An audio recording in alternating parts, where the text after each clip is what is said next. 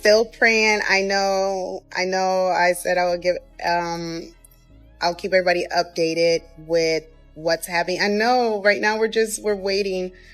So basically the judge is going to do, I guess, a written order. So we're just waiting, and that order can come any minute, or it could come tomorrow. I don't know. So we're just waiting. We're just waiting. So everybody just keep praying, keep having faith. Oh, Tessa, stop. I've been crying too. It's been a long time coming. In case you missed it, the headlines revealed that YNW Melly's legal team has officially submitted their final motion requesting his release on bond ahead of his trial in September. This time, his attorneys are optimistic, confident that the court will approve it. His mother also stepped forward to update the public, reinforcing their hope that freedom is near. According to the documents, Melly's legal team put together a detailed bond proposal backed financially by his label, 300 Entertainment. While the specific bond amount remains undisclosed, the plan promises strict conditions: house arrest, electronic ankle monitoring, and 24/7 private security to ensure compliance. The submission impressed many, with one rapper even saying, "That boy Melly's coming home. I can feel it." What truly strengthens his chances, however, is the compelling physical evidence included in the package.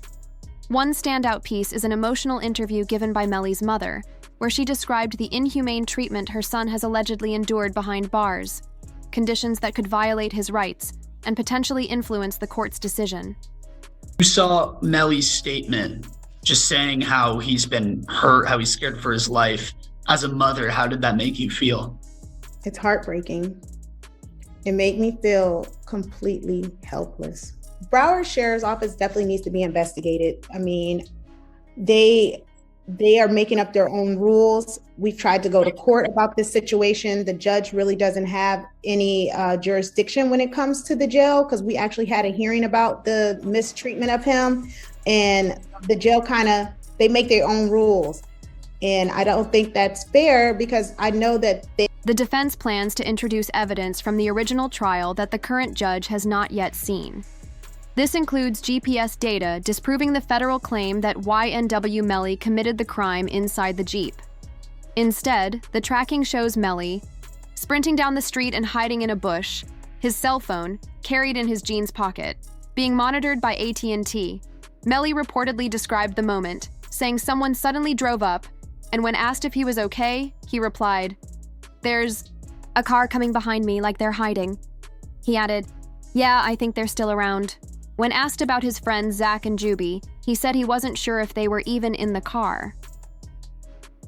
Further backing the defense's argument against the drive-by shooting claim, the original trial confirmed no firearm was ever recovered at the scene, suggesting the shooter likely fled with the weapon. A key challenge for the prosecution is they don't know which firearm was used, preventing them from replicating tests or creating conclusive evidence. With the defense's release package looking strong, prosecutors grew worried about its approval. In response, news reports revealed a no communication order was issued in the YNW Melly trial, forcing Melly and co-defendant Bortland to remain completely isolated. No talking, no legal discussions, complete silence. This move aims to pressure Bortland into cooperating by trying both men together in the upcoming trial, forcing them to sit side by side as evidence unfolds against them. That would be the part where he's saying that someone just shut the car up and was trying to shoot them. So I asked him if he was okay, where he was, and he's like, "There's a car coming behind him, like hiding." He was like, "There's some," yeah. He's like, "Yeah, there's some. I think they're still out here or something." So I'm like, "Are you okay?" He's like, "I'm okay." I said, "Well, where are Zach and Juby?" And he said, "I don't know if they're in the car. I think that..." The prosecutors made a critical error during the first trial by not having both suspects seated side by side. If Moreland truly believed he was innocent, it would have been difficult for him to silently endure a life sentence without revealing the truth, possibly implicating Melly in the process. This was likely the prosecutor's intent. You might recall that in the original trial, YW Melly's defense team attempted to shift blame onto Borland. Borland's story, however, was full. of deception. Cortland Henry appeared at Memorial Hospital Meyer, not in a courtroom, but behind the wheel of a car riddled with bullets and carrying 2 bodies.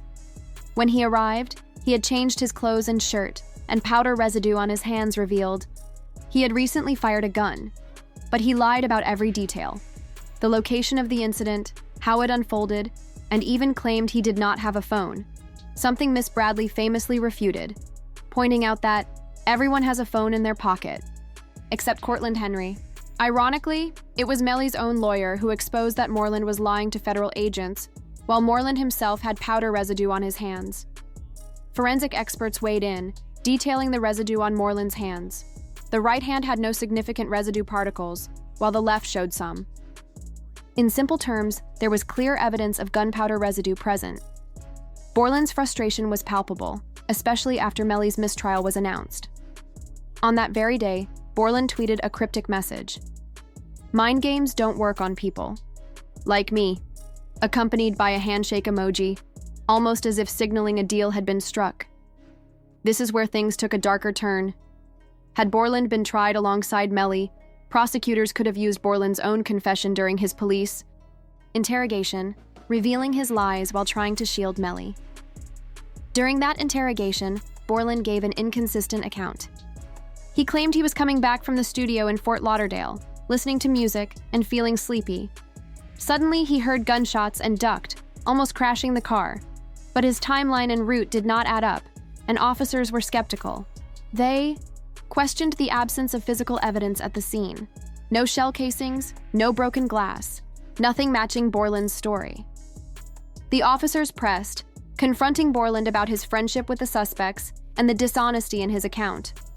His frustration grew, evident in his sweating and impatience, desperate to leave the room.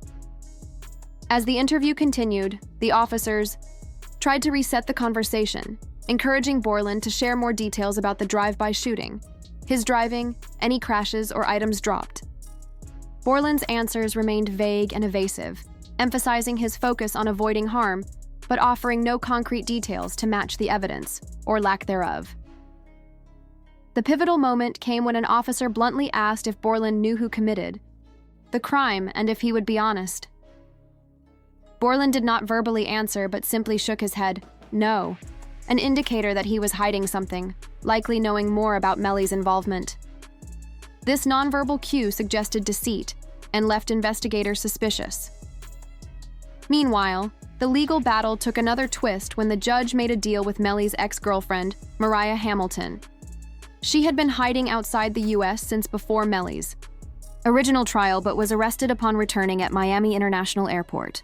Mariah was ordered to testify against Melly but had failed to appear. The judge offered her freedom in exchange for her cooperation, a deal she accepted immediately. Bad news for Melly. Disturbingly, evidence found on Mariah's iCloud hinted at Melly's attempts to coerce her into silence, known as witness tampering. This is a serious offense, potentially carrying a life sentence, separate from the murder charges. New state charges were filed against Melly and others, including witness tampering, directing criminal activity, conspiracy, and illegal use of communication devices. Some of these charges could also result in life imprisonment. Because of the witness tampering allegations, Melly was cut off from phone access in jail for months. Jamie King publicly criticized the jail for denying Melly communication rights, arguing that inmates, convicted or not, should have access to phones and mail. But if Melly was indeed using jail phones to orchestrate witness tampering, the restrictions would be justified, and the authorities would surely have solid evidence to back this up. Despite this, the judge still allowed Melly to appear in court, giving him a chance to speak. Prosecutors presented damning evidence from Melly's phone, a text sent hours after the crime admitting guilt, simply stating, "I did that," with a smiling emoji. The phone also contained a video from a Facebook Live showing Melly and Borland's reaction to the crime just 6 hours later, where Melly appeared oddly unfazed, still turning up, despite the tragic loss of 2 close friends. Adding to the case, a member of a rival group, O-Block, came forward with claims about Melly's motive: financial disputes within the YW crew. This insider alleged that Melly did not want to share money with other members, fueling tension that may have led to the crime. One witness even recalled a conversation hinting at conflict. Although Melly did not openly admit to an argument, the tension was clear. This atmosphere of mistrust and betrayal among supposed friends paints a chilling backdrop to the entire case, making the trial and its outcomes all the more complex and compelling. He said they were trying to extort him, so I asked, if that was the case, why was he still associating with them? This was supposed to be a secret Melly shared only with King Von. Unfortunately, Von leaked it to members of OUTRAGE before his death. Since YW is a registered LLC, Melly and Bortland would handle concerts, music releases, and merchandise sales, all generating revenue. Here, and you can try them together. It is to the benefit of the state to try them together. It's just more efficient. You don't have to do things again and again. Do it all at once, and also you get a better chance of having them incriminate each other during the trial. It benefits the defense to sever it. That way they can point the finger at each other and get away with it. So this is what's going on. But I don't think it should be automatically severed because the state is seeking a penalty for Melly, because it's only the penalty phase of the trial that would be different, not the guilt phase. The guilt phase is the same. They're both capital crimes. You're seeking the penalty on one, not the other, but that goes into the second part of the trial, the penalty phase, only if Melly. That money flowed into YW's business bank account, where Sackchaser and Juvie demanded an equal share just for being part of YW, despite doing no actual work. Yet now, the funds in that YW account appear to be running low. The situation escalated when YW Melly's mom announced she was starting a fan account while Melly is still on trial. This announcement from YW Melly's mother sparked a massive reaction online, sending the internet into a frenzy of speculation and debate. Fans immediately jumped to conclusions, with many convinced that Melly was heading toward financial ruin. The idea that a rising star, caught up in a serious legal battle, could be struggling with money seemed both tragic and plausible to the online community. The buzz was relentless, and people started dissecting every possible angle. How could someone with Melly's fame and success be in such a precarious position?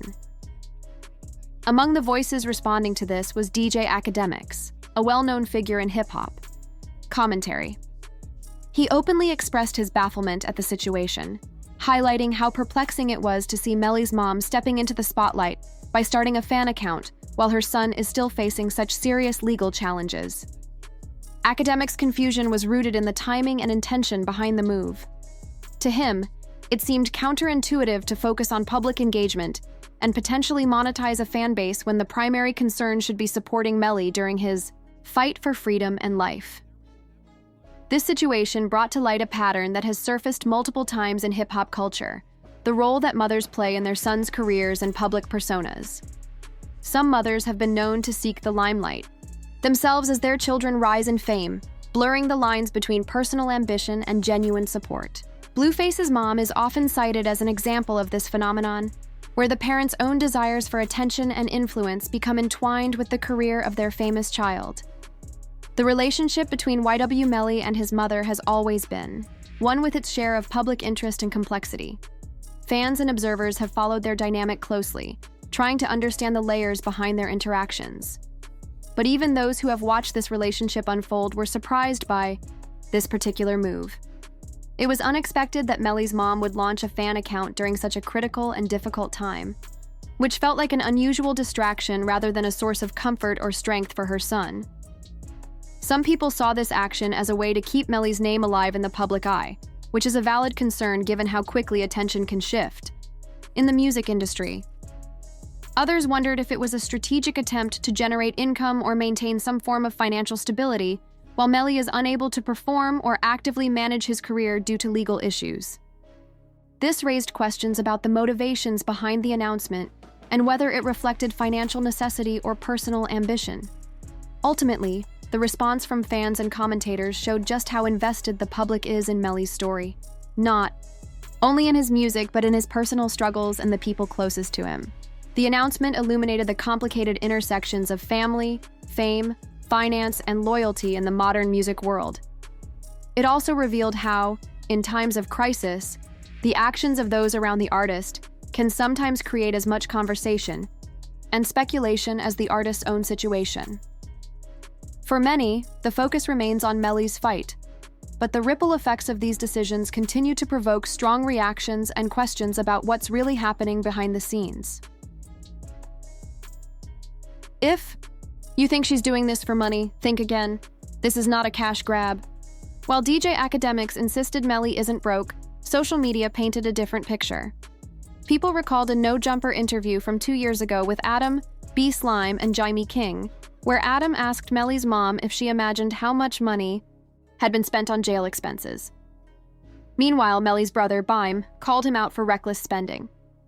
So, do you think YW Melly is running out of money? It's a safe assumption. He has probably spent a fortune on lawyers alone, but the kid also dropped cash on things that seem unnecessary, like cars and jewelry, even though he is behind bars, and cannot wear that jewelry. I wonder, why spend on jewelry if you cannot even show it off? Definitely, investing in good lawyers is the smartest move. He's fine when it comes to legal representation. Money is not a problem there. But it's frustrating because so much cash that should have gone to lawyers was wasted on other stuff. It makes you question the priorities. And now, it feels like he's even stepping back from flaunting chains.